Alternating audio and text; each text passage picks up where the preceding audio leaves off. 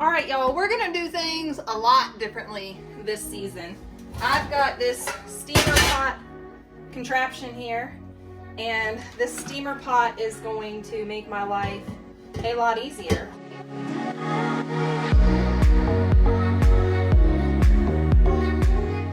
I've got 2 large buckets like this of elderberries, and so I'm just going to work right now on getting all of the stems, all the berries loosened up off the stems. Now I've stuck this whole bucket in my deep freezer because that's how I do this process. It makes it easier on me to get tons of berries processed this way. So we've got all the berries in here. They're frozen and they just come right off the stems without getting busted up and getting mashed up.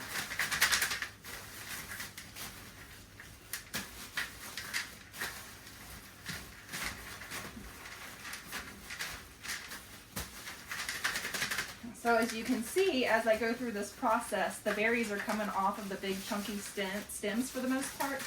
And we just kind of, you'll get some berries on the floor if you do it like this. I always end up with a few berries on the floor. All right, and then always have your compost bucket at the ready. And then we'll go through there and pick those off also. But right now we just want to get the majority of the elderberries off the stem. Some people complain that little bits of the berry stems come off in the berries, but you strain your berries, you strain your juice. So when you do that, most of the stems, the baby little itty bitty pieces of stems, do come out when you strain them, along with the seeds, both of which have toxic properties and can cause an irritable bowel. But that's the extent of the toxicity. I mean, of course, that can lead to dehydration. That's the risk of eating too many berries with the stems and the seeds. Otherwise, these have a great medicinal property. They boost your immune system. They keep you really healthy throughout the winter. They help fight colds and flu. So this is a really good berry to have in your medicinal arsenal.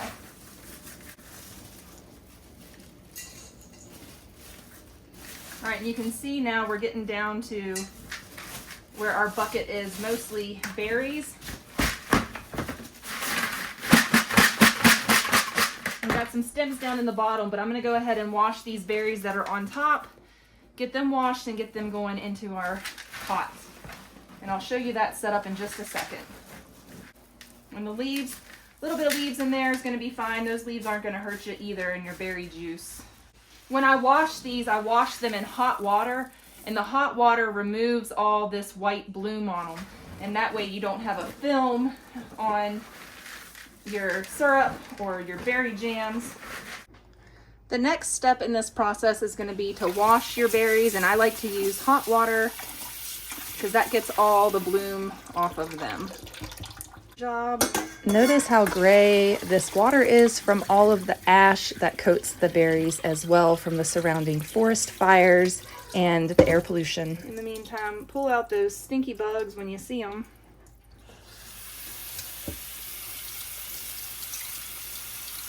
But as you can see, when you start spraying these off with the hot water, all of that bloom comes right off of there.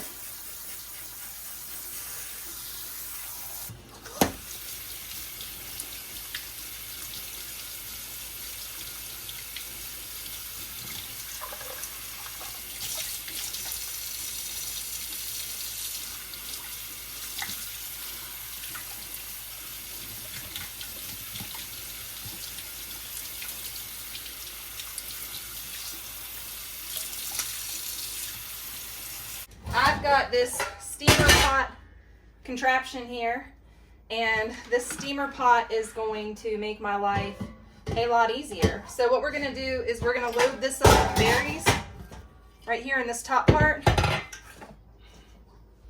We're just going to add all of our berries. We're going to keep on adding them, and then all of this is going to come over here. Okay, so we've got our water here in our vessel. I'm going to turn that on and start getting it boiling. I'm going to get that hot.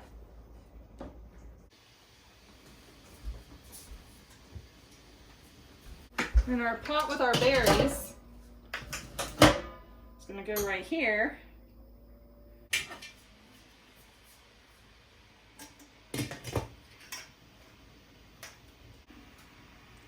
Okay, well that happened quick because there's already starting to be juice down there. So I'm gonna go ahead and turn my oven on to 200 to start sterilizing and heating up my jars. Okay, we're gonna put some vinegar in our canning water so that we don't get hard water stains on our jars. That's gonna go ahead and heat up. I just got out my 6-piece canning set. What I'm gonna need from here immediately is my jar lifter to get my hot jars out of the oven and my magnet to get my lids out of the hot water. I'm going to be adding to each of my pint jars, we're going to add half a teaspoon of cinnamon, half a teaspoon of ginger, and 1/8 of a teaspoon of cloves. We're going to make these juices spiced, and that is so we can add honey and make elderberry syrup later down the road. All right, here is the setup for my juicer steamer. It's not mine, my friend, her name is also Katie, but Katie let me borrow her juicer steamer. So the top reservoir that you have holds the berries, and it's like a giant strainer or like a giant colander. And then this middle one has a cone on the inside to allow the steam up through the middle so that it penetrates the middle of whatever is in the pot.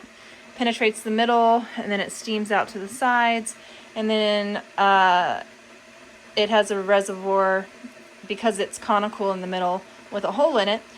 The rest of it is where the juice collects, and then it comes out this spout. In the very bottom, we have the water reservoir, and that is what steams up through the conical reservoir, through the colander reservoir, and then steams the juice, which comes out of here. So I hope that's a good enough explanation. I also have some water boiling over there. I gotta refill my pot. But so far, we've got about 1/3 of a gallon of elderberry juice. And I made a whole bunch of spiced elderberry juice that I canned up. And the canned elderberry juice that I spiced and canned is going to be used for elderberry syrup throughout the winter. And this is going to be used to make elderberry jelly.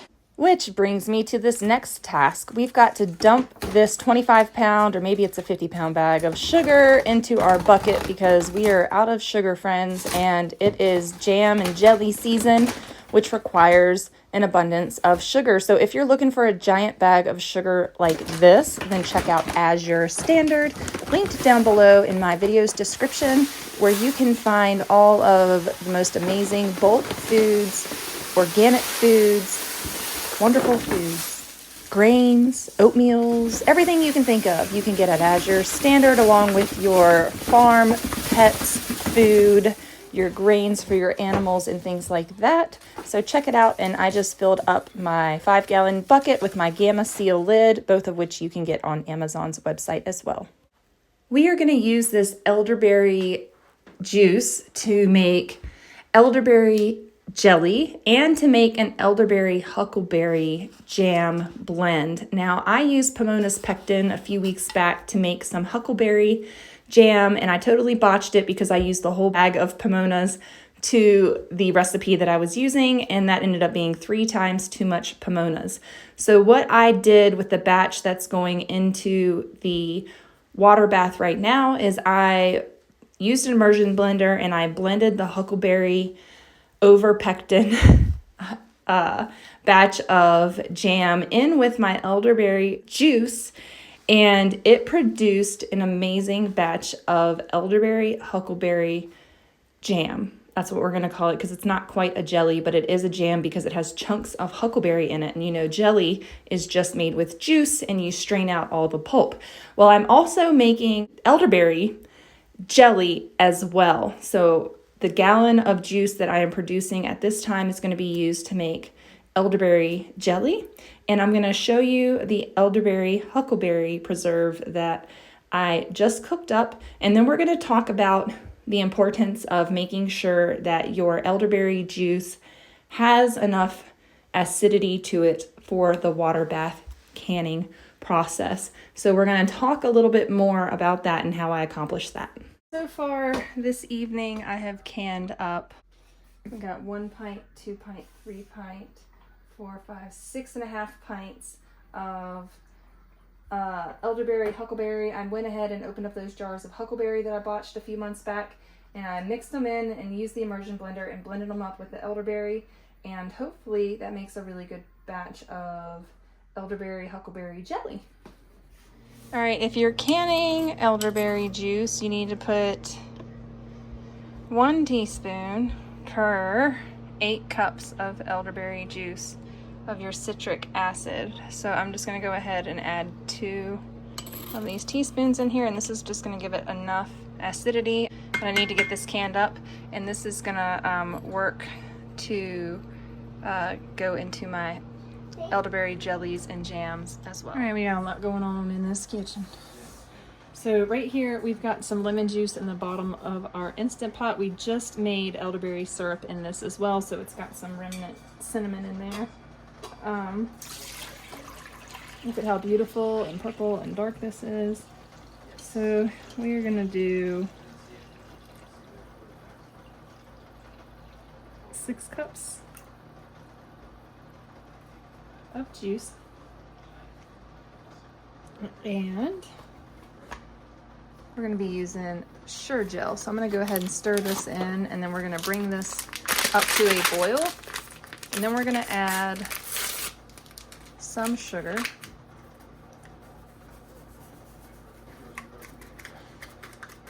and bring it back up to a boil, and then we'll put it in our jars.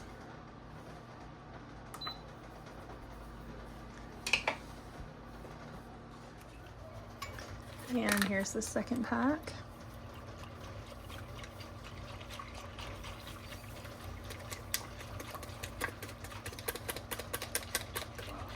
And I'm doing 2 packs of pectin of Sure Gel, so I'm doing 8 cups of elderberry juice. So we're gonna do 6 cups total of sugar in this recipe.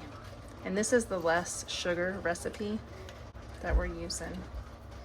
Otherwise you would add about 7 cups per bag of this.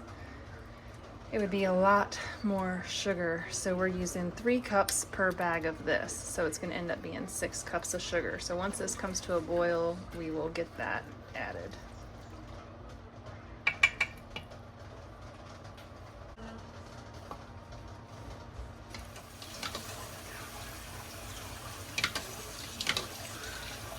All right, we're gonna add some butter to this, just to keep the foam down. I'm gonna add the sugar now too. Okay, we are gonna add our 6 cups of sugar to our 8 cups of boiling juice, and you wanna keep this at a rolling boil or bring it back up to a rolling boil after you add all of your sugar. This is gonna ensure that the right formation of crystals and everything is formed inside of your jelly to make it set up. So make sure you bring it back up to a boil before you ladle this liquid into your hot jars. When we added the butter, it was to keep this from foaming over the top of the pot. So what you will notice is there is some residue or some stuff gathering on the top, some foam. So you can scrape that off before you ladle this into your jars if you want a clean looking jelly. I just spoon it off the top and put it in a separate little bowl, and then once it sets up, we smear it on our toast. And the kids, that's the first thing that they have from all of our jams and jellies is the skimmed foam from the top after it sets up.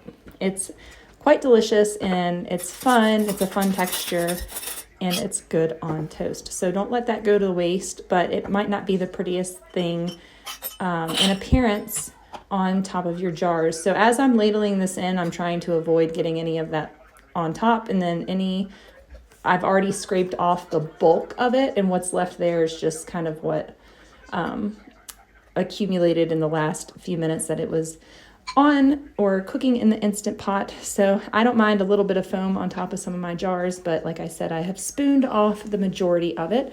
So I am filling up these pint jars within about 1/2 inch headspace from the top. I also have some quilted jelly jars there in my strainer that we'll be using in just a little bit. So we're going to get these going into our water bath canner. And as I said earlier, I like to water bath can these for 30 minutes at a time, just to be sure that they're sealed up really well. And then I remove them and place them on a towel to sit for 24 hours.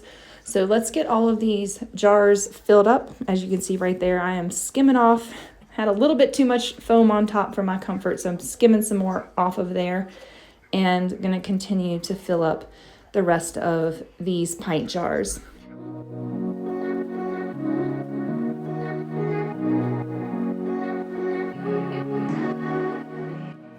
As I'm filling these up, I should be wiping the rims with a vinegar-soaked clean cloth to make sure that there's no food residue on it, but I'm trying to be careful. Some of the tops of these jars do need to be wiped off, some of them don't, so I'm just using my discretion as I do that, but make sure that you are wiping the rims of your jars.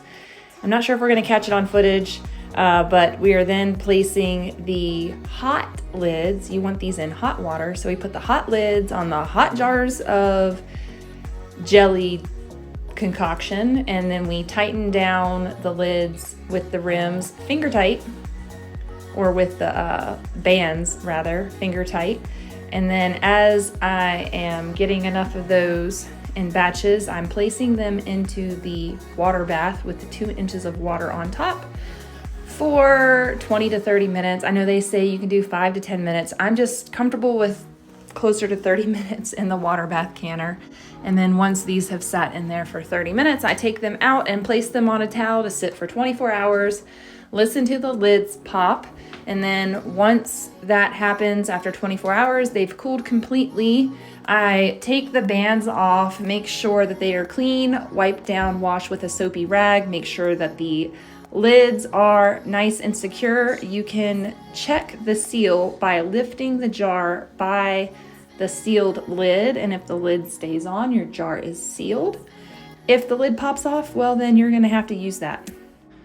Well, half of elderberry season is in the books. We've got a whole bunch of elderberry, huckleberry jellies. Then we have a whole bunch of spiced elderberry juice with lots of citric acid and lime juice in it, so that it'll be shelf stable, because you cannot can just elderberry juice. You have to add acid to it to bring up the acidity level, and I added citric acid and lime juice to everything else. It adds a nice flavor to these, so I just have to finish labeling the ones I pulled out. I did not pre-label those because I ran out of time from what I was doing. I was doing a bunch of crazy stuff all at once. So yeah, we've got quite a bit of goodness here. So these are all the spiced elderberry juices back here. I've got 6 pints of those, plus 7, 8 for my friend. And then everything else is jam and jellies. Lots of jellies. I'm hoping that I don't have to grocery shop or buy any jelly at the grocery store this year. I ran out just as summer hit this year, so hopefully this time I planned a little bit better. Last year I didn't can up a whole lot of jams or jellies, but I definitely ran out right when summer hit.